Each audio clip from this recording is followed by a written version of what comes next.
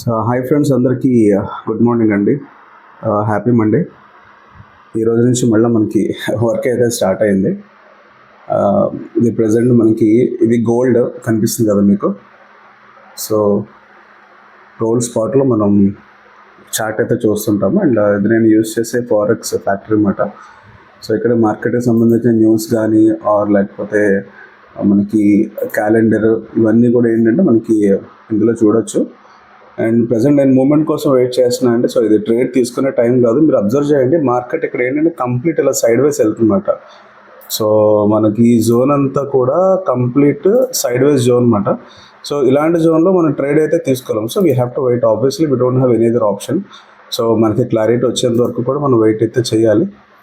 So ఏదైతే నేను ఇక్కడ ఈ లైన్ డ్రా చేసుకుంటున్నానో ఇది నాకు ఒక ప్రాపర్ మార్కెట్ స్ట్రక్చర్ ఫామ్ అయ్యనమాట. నేను ఒక 1 hour టైం ఫ్రేమ్లో చూసుకుంటే so this is my proper market structure. Either ఈ లైన్ క్రాస్ అవ్వాలి లేకపోతే నేను బై తీసుకోవాలంటే ఈ లైన్ క్రాస్ అవ్వాలి, లేదా సెల్ తీసుకోవాలంటే కనుక డెఫినెట్లీ నాకు ఇప్పుడు ఏదైతే లైన్ డ్రా చేస్తే ఇది క్రాస్ అయ్యి క్యాండిల్ అనేది కింద క్లోజ్ అవ్వాలి. ఓకే, ఆ టైం వచ్చేంత వరకు కూడా మనం ట్రేడ్ అనేది తీసుకోకూడదు.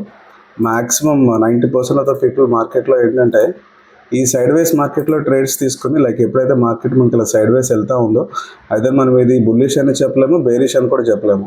సో చాలామంది ఏంటంటే ఇలాంటి సైడ్ వేస్ మార్కెట్లో ట్రేడ్స్ తీసుకుని డబ్బులు అనేవి పోగొట్టుకుంటూ ఉంటారు.